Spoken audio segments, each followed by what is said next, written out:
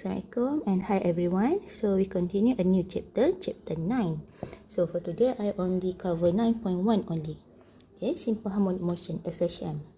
Okay, so introduction. The periodic motion is back and the forth motion of an object about a fixed point called equilibrium position.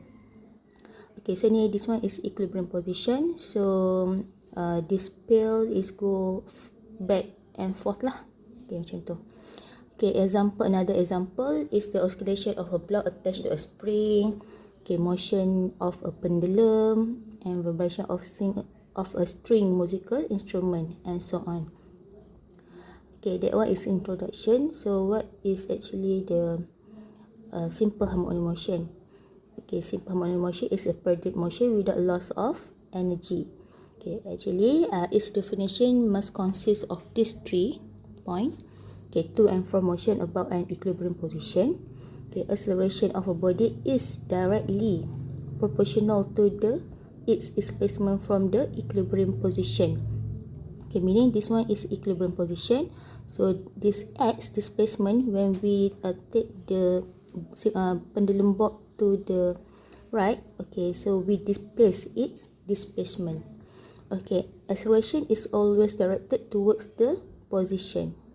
Okay, so acceleration is proportional and it's directed to the equilibrium position. Okay, so the definition of acceleration must consist of these 3. Okay, must consist of these 3 points. Okay, term that we usually use in to describe the acceleration. So displacement. Okay, displacement. Sasaran is the distance from the equilibrium position. Okay, so for this case, this is equilibrium position O. So if we take the pendulum bob to the right or to the left, so that one is X, displacement. Okay, the maximum amplitude next, amplitude A, the maximum displacement from the equilibrium. Okay, since we displace the pendulum bob to the right, okay, if it go to here, okay, the maximum distance, this actually we call as amplitude. Okay, period, the time for one complete cycle of oscillation in harmonic motion. So we use the equation T equal to 2 pi omega. Okay, omega is angular velocity, or another name is angular frequency. Okay, another name. Okay, but still radian per second. Its unit still radian per second. And frequency F, the number of oscillation performed per unit time by the body undergoing oscillation.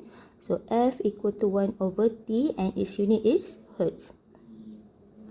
Okay, equilibrium position, a point where the oscillation of the body undergoes oscillation A equal to 0 and the force exerted on the body Fs equal to 0.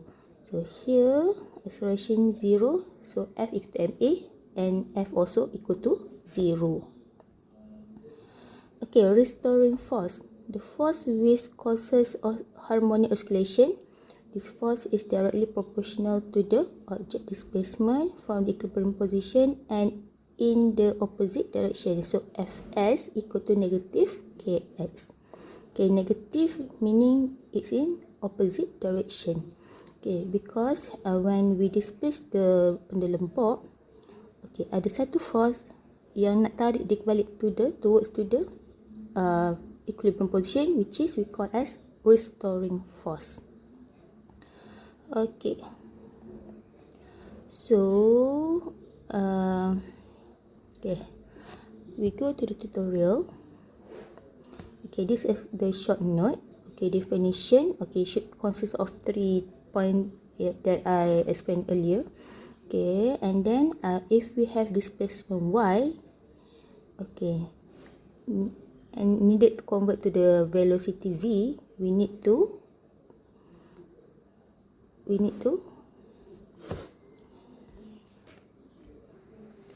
okay, we need differentiate with respect to time. Okay, dy over dt, we get the velocity. Okay, y is displacement. Okay, so to get the v, dy over dt, differentiate. And then from velocity, if we want to get to the acceleration, we need to differentiate dv over dt, or double integrate the displacement with respect to time squared. Okay, so displacement y equal to a sin omega t. Okay, if you want velocity, okay, so I want to show the differentiate. Okay, y equal to a sin omega t. If you want to get the velocity, dy over dt equal to, okay, since this one is in bracket, we differentiate with respect to time. Okay, bezakan dengan apa, with respect to time. So akan dapat omega a, bukan sin.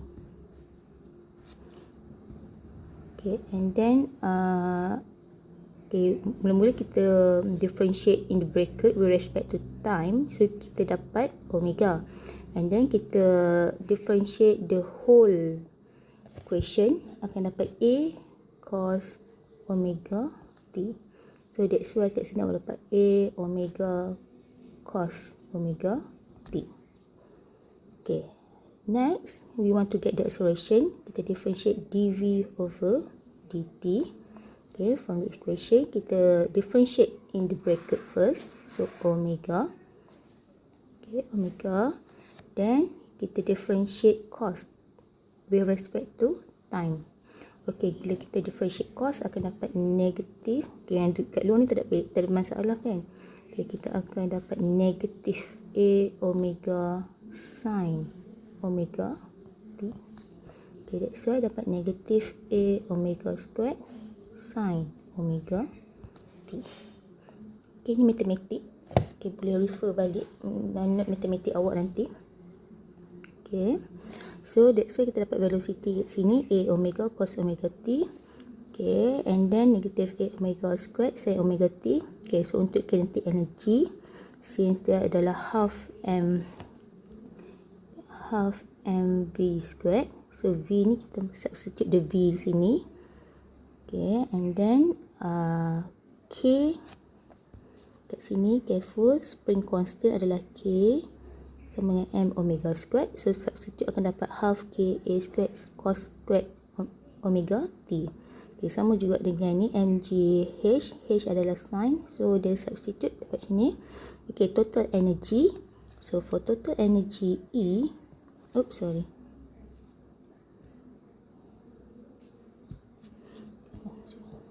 so for total energy E sama dengan U plus K. Okay, added these two akan dapat half KA squared. Okay, so ini adalah equation in time. Ada T. Okay, tapi kalau dia tanya position in, dia tanya katakan velocity bila kedudukan pada y sama dengan 2 cm, ataupun tanya acceleration, okay, awak ada simpan pendulum, tanya acceleration pada 3 cm. Okay, so that's why awak boleh guna pakai equation yang ni. Okay, x dia bagi kedudukan dia tertentu. Okay, kalau bagi time, okay, cari velocity at time equal to 5 second. Okay, kalau dia bagi 5 second, bagi masa, awak boleh pakai equation yang sebelah time. Tapi kalau dia tanya acceleration ke velocity ke apa semua ni at at y equal to 10 cm from equilibrium position ke apa ke, dia okay, awak boleh pakai equation position.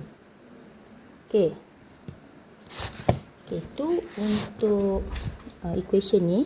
Tapi bila ada satu lagi info kat sini. Okay, ni displacement. Okay, kalau maximum displacement adalah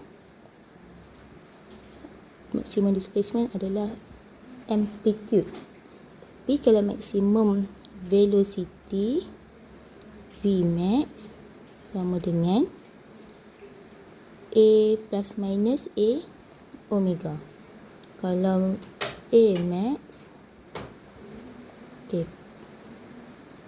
A max plus minus kita ambil depan ni omega squared A.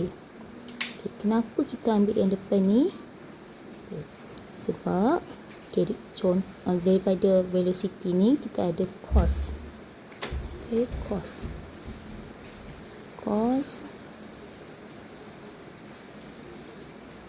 Okay, kat sini adalah A omega, kat sini pun adalah negatif A omega. Okay, sekejap. V T. Okay, that's why ni adalah V maximum. Ni pun V maximum. Okay, kalau untuk untuk acceleration sama juga sin ni adalah A T negatif. Maaf negatif sin kan. Okay, kat sini adalah negatif A omega squared pun maksimum A omega squared. Okay, that's why A maksimum adalah plus minus omega squared A. Okay, yang ini sin sama. Sepatutnya saya lukis nanti ni. Okay, A negatif A. Okay, so make sure tulis juga lah ni equation ni. Okay, kalau kita ada mass in the spring, okay, and then it move. Okay, so this part is an equilibrium position. So kalau dia move ke bawah, okay, dia move ke bawah, kita tarik ke bawah and then kita lepaskan, release that. Okay, so dia move up and down continuously. Okay, so when the pendulum bob at the below, so negative A, meaning that this one is maximum displacement. So kat sini dia akan jadi maximum acceleration. Okay, maximum acceleration and maximum elastic potential energy. Okay, kalau minimum kat sini dia akan stop for a while. Okay, stop for a while sebelum dia ubah direction ke atas. So ni minimum dia adalah V sama dengan kosong, K pun minimum. Okay, tapi bila sampai ke atas balik, okay, maksimum dia adalah V. V dia paling laju, so kinetic energy dia paling maksimum dekat sini. Tapi minimum dia adalah A dan juga US. Okay, so dekat atas sama, maksimum dia adalah A and US, tapi minimum dia stop for a while. So V sama dengan kosong, kinetic energy pun akan sama dengan kosong kat atas ni. Dia sama dengan kosong tau, dia stop kejap sebelum dia ubah balik kedudukan dia. Tapi kat sini V paling laju. Okay, tu adalah 9.1. Okay, yang saya nak explain 9.1. Okay, kita continue next video untuk soalan tutorial. Okay.